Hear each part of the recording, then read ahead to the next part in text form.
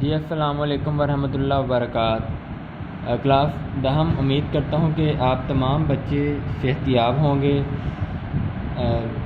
باب نظریہ پاکستان، مصنف ڈاکٹر غلام مصطفیٰ خان کی آج حصہ نثر شروع کرنے جا رہے ہیں۔ آپ کو اچھی طرح یاد ہوگا کہ گزشتہ خطبہ میں ہم نے الگ تنظیم کی بنیاد ڈالی، یہاں تک کام مکمل کر لیا تھا۔ آئیے آگے پڑھتے ہیں۔ یہ تنظیم جماعت ڈھاکے میں قائم ہوئی۔ ڈھاکہ بنگلہ دیش کا علاقہ، جہاں ہندوؤں نے سازش کر کے مسلمانوں کو ذکر پہنچانے کے لیے تکلیف مشرقی بنگال اور آسام کا وہ صوبہ جس میں مسلمانوں کی اکثریت تھی ختم کرا دیا۔ 1911 میں پھر اس علاقے کو بنگال میں شامل کر دیا گیا۔ ٹھیک ہے، اس پیراگراف میں یہ بات بیان کی گئی ہے، الفاظ معنی میں نے آپ کو ساتھ بتا دیے ہیں کہ ڈھاکہ میں تنظیم قائم ہوئی تھی 1906 میں کل ہند مسلم لیگ کے نام سے، آل انڈیا مسلم لیگ۔ کل ہند کا مراد آل انڈیا۔ یہ مسلمانوں کی ایک علیحدہ تنظیم تھی۔ یہ تنظیم تب بنی جب مسلمانوں کو 1884 میں بنائی گئی ہندوؤں کی تنظیم کی حقیقت کا پتہ چلا کہ ہندو قومی زبان بھی ہندی رکھنا چاہتے ہیں اور مسلمانوں کو عہدوں سے بھی ہٹا رہے ہیں اور مسلمانوں کو گزشتہ حکومت کی وجہ سے نفرت سے دیکھتے تھے۔ پس مسلمانوں نے اپنی علیحدہ جماعت بنا لی، لیکن ہندوؤں نے سازش کر کے اس کو نقصان پہنچایا اور یہ صوبہ ختم کر دیا، مگر دوبارہ 1911 میں پھر اس کو بنگال میں شامل کر دیا گیا۔ ابھی یہ معاملہ یہاں تک تھا کہ اسی زمانے میں پہلی جنگ عظیم 1 لکھا ہوا یہاں پہ، تو 1 سے مراد نیچے آئیں۔ جنگ عظیم اول 1914 میں شروع ہوئی اور 1919 میں ختم ہوئی۔ واپس آئیں۔ اسی زمانے میں پہلی جنگ عظیم چھڑ گئی، شروع ہو گئی، بھڑک اٹھی، جس میں انگریز کا مقابلہ جرمنی سے ہوا۔ انگریز اور جرمنی کے درمیان جنگ چھڑی۔ ترکی نے جرمنی کا ساتھ دیا۔ اب جرمنی اور ترکی ایک ہیں اور انگریز ایک ہیں۔ نہ صرف یہاں تک کہ ایک طرف انگریز ہیں اور ایک طرف جرمنی اور ترکی، بلکہ مسلمانوں نے ترکی کا ساتھ دیا کیونکہ وہ ترکی کے سلطان کو حجاز کی خدمت میں بیت المقدس کی خدمت کی وجہ سے ایک اعلیٰ اور ایک پاک اور ایک مددگار نگاہ سے دیکھتے تھے۔ پس مسلمانوں نے ترکی کا ساتھ دیا، ترکی نے جرمن کا دیا، تو یہ جنگ انگریز کے مقابلے میں جرمنی، ترکی اور مسلمانوں سے تھی۔ جی جنگ یاد رکھیے گا، جنگ انگریز اور جرمنی کے درمیان ہے، مگر ترکی نے جرمنی کا ساتھ دیا۔ اور اب ہندوستان کے مسلمان چونکہ ترکی کے سلطان کو حجاز کی خدمت کرنے کی وجہ سے خلیفہ اسلام سمجھتے تھے،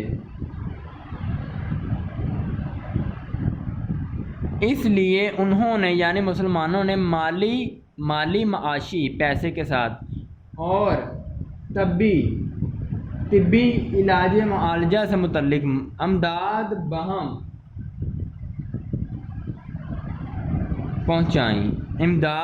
پہنچائیں، مدد کی چیزیں فراہم کی، جس کی وجہ سے حکومت برطانیہ کو مسلمانوں سے عناد پیدا ہو گیا۔ اب حکومت برطانیہ میں انگریز ہے، انگریز کی جنگ ہے جرمنی سے، جرمنی کا ساتھ دیا ترکی نے، مگر ہندوستان کے جو مسلمان ہیں وہ ترکی کے سلطان کو حجاز کی خدمت کرنے سے اپنا خلیفہ اسلام سمجھتے تھے۔ پس خلیفہ اسلام سمجھنے کی بنیاد پر مسلمانوں نے ترکی کا ساتھ دیا اور ترکی نے جرمنی کی جنگ انگریز سے ہے۔ پس مسلمانوں کا ترکی کو ساتھ دینا، مدد پہنچانا، مالی، طبی اس سے حکومت برطانیہ کو مسلمانوں سے دشمنی پیدا ہو گئی، نفرت ہو گئی۔ لیکن انہوں نے یہاں کے مسلمانوں سے وعدہ کیا کہ اگر ہم کو اس جنگ میں فتح حاصل ہو گئی تو ہم کسی طرح بھی ترکی کو مزید نقصان نہیں پہنچائیں گے، کیونکہ جنگ تھی انگریز اور جرمنی کے درمیان۔ مسلمان ترکی کو محبوب سمجھتے تھے۔ انگریز نے مسلمانوں کو یقین دلایا کہ اگر ہم جنگ جیت جاتے ہیں تو بے فکر ہے ہم ترکی کو کچھ نہیں کہیں گے، مگر سفید انگریز نے اپنا کالا رنگ دکھا کر چھوڑا۔ یہ وعدہ محض فریب تھا، محض صرف فریب، دھوکہ۔ چنانچہ پس جب انگریزوں کو فتح حاصل ہوئی تو وہ اپنے وعدے سے پھر گئے، مکر گئے۔ فتح کامیابی، انہوں نے ترکی سے مراد خلافت عثمانیہ کی وسیع سلطنت، وسیع بڑی کھلی سلطنت، حکومت، رقبہ کے ٹکڑے ٹکڑے کر دیے، شکست دے دی۔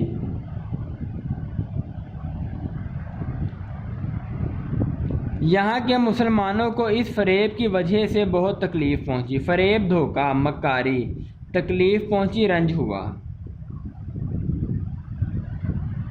اور انہوں نے خلافت کے تحفظ کے لیے مولانا محمد علی جوہر اور ان کے بڑے بھائی مولانا محمد شوکت علی کی رہنمائی میں تحریک خلافت شروع کی۔ اس زمانے میں ہندوؤں نے مسلمانوں کو ہندو بنانے کے لیے شدی تحریک کیا ہے، ایسی تحریک جو محض مسلمانوں کو ہندو بنانے کے لیے ہندوؤں نے جاری کی تھی، اس تحریک کو شدی تحریک کہتے ہیں کی، اور ان کو ختم کرنے کے لیے سنگٹن تحریک بھی شروع کی۔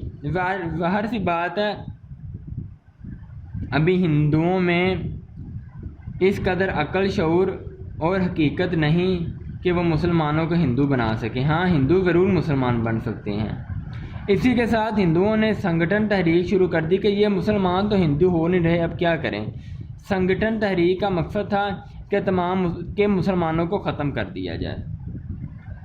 پھر 1928 میں کانگریس نے جو نہرو رپورٹ شائع کی، اس میں مسلمانوں نے علیحدہ نمائندگی کا اصول جو وہ 12 سال پہلے تسلیم کر چکی تھی بالکل نظر انداز کر دیا۔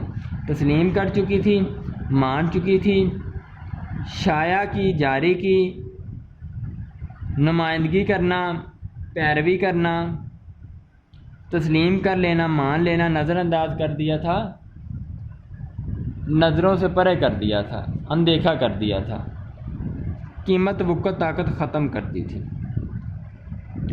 پھر تو مسلمانوں میں بڑا جوش پیدا ہوا، جوش ولولہ، اور انہیں یقین ہو گیا، یقین اعتماد کہ چونکہ ان کا دین، ان کی تہذیب اور ان کی معاشرت سب کچھ غیر مسلم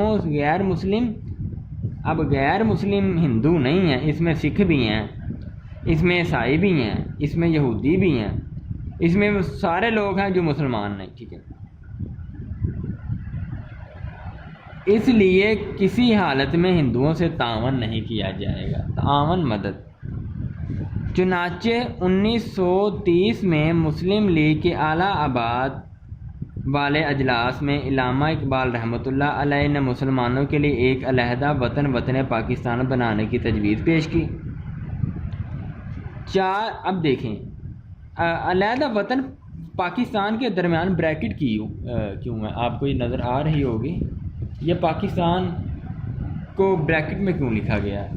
کیونکہ 1930 میں صرف یہ کہا گیا تھا کہ مسلمانوں کے لیے علیحدہ وطن بننا چاہیے جہاں وہ اپنے مذہب، رسوم، عادات، اخلاق، رسومات کے مطابق اپنی زندگی گزار سکیں، لیکن نام نہیں تھا تجویز ہوا۔ نام 1933 میں چودھری رحمت علی نے پاکستان تجویز کیا تھا۔ 4 سال کے بعد قائد اعظم محمد علی جناح نے مسلم لیگ کی صدارت کا مستقل طور پر عہدہ قبول کیا۔ انہوں نے اس تجویز کو عملی جامہ پہنانے کی کوشش شروع کر دی۔ آخر کار 23 مارچ 1940 میں انہوں نے لاہور کے اجلاس میں واضح طور پر اعلان کر دیا کہ جن علاقوں میں مسلمانوں کی اکثریت زیادتی اضافت ہے وہاں ایک آزاد مسلم ریاست قائم کی جائے گی، آزاد جو اپنی مرضی کے مطابق معاملات کر سکیں، مسلم ریاست مسلمانوں کی ریاست۔